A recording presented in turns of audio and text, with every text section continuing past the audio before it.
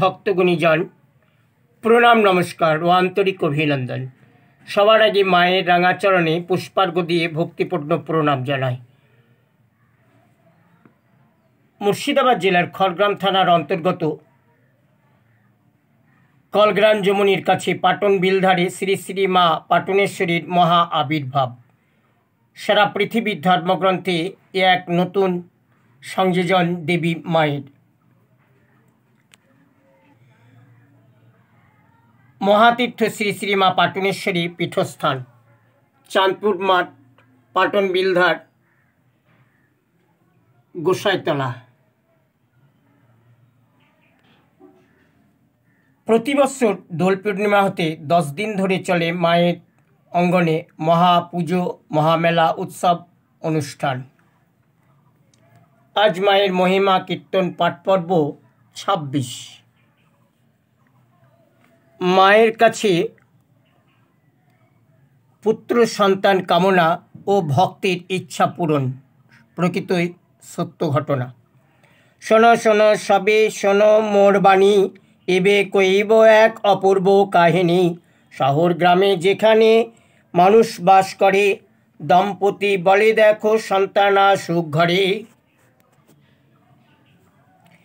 আর মেয়ে সন্তান এলো যদি পুত্র করে কামনা, আবার মেয়ে হলো দেখো পুত্র হলো না।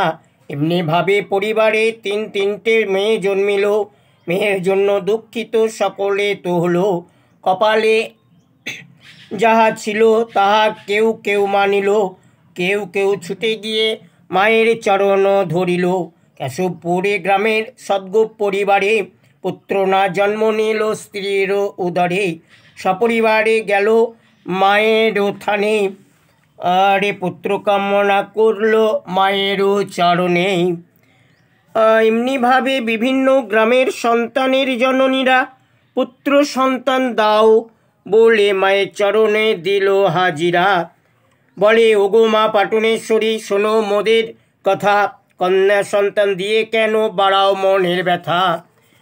ব্যথা ভরা হৃদয়ে তোমারের মোরা ডাকি, দয়া করে দাও মাগো পুত্র মুখ দেখি।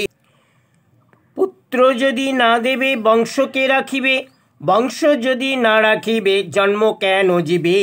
বংশ যদি রাখি বারে তুমি পুত্র মোদের দাও, পুত্র যদি দিবে মোদের মাথা। বংশ রাখিবারে তুমি পুত্র মোদের দাও, পুত্র না যদি দিবে মোদের মাথা খাও। তোমার পুজো দেব মাগো, দেব সোনার গহনা, নিরামিষি হয়ে দেব পুজো, মাছটি খাবো না।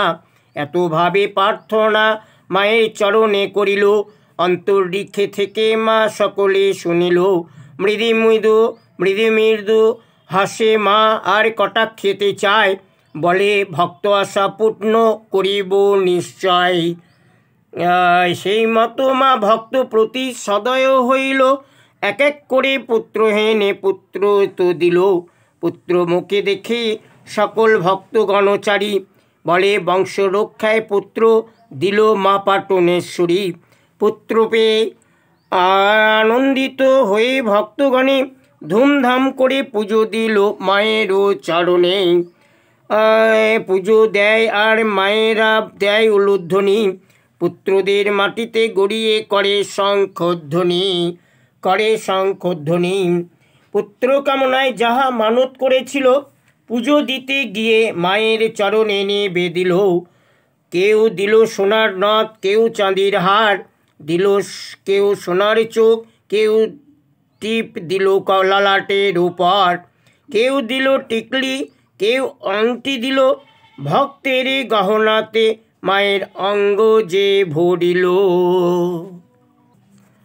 মাকে না মানার ফল।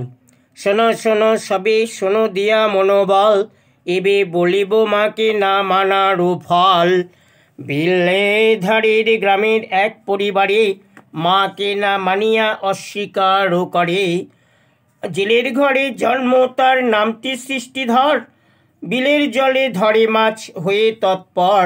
পাটন বিলে মাছ ধরে পাটুনিকে নাহি মানে, বাড়ির লোকে করে পুজো ভক্তি শ্রদ্ধা মনে। স্ত্রী বলে, ওগো স্বামী, মাকে করো ভক্তি, ভক্তি মনে ডাকো মাকে, মায়ের করো স্তুতি, মা বিনা মোদের আর কেহ নাই, মাছ ধরিতে গেলে মাকে ভক্তি করতে হয়। স্ত্রী বাক্য এত শুনি স্বামী বলিল তখনই, ভগবানে ভক্তি করি না মানি পাটুনি, ব্রহ্মা বিষ্ণু মহেশ্বরে দেবতা বলে জানি, ভগবানের রূপে করি পুজো ইষ্টদেব মানি, ভক্ত কে পাটুনি কোন পাটুনি কি করিতে পারে, তাকে যদি না মানি দেখি সে কি করে। এইভাবে নানা কটু কথা মা পাটুনেরে বলিল, মা তার কথা শুনে মনেতে জ্বলিল।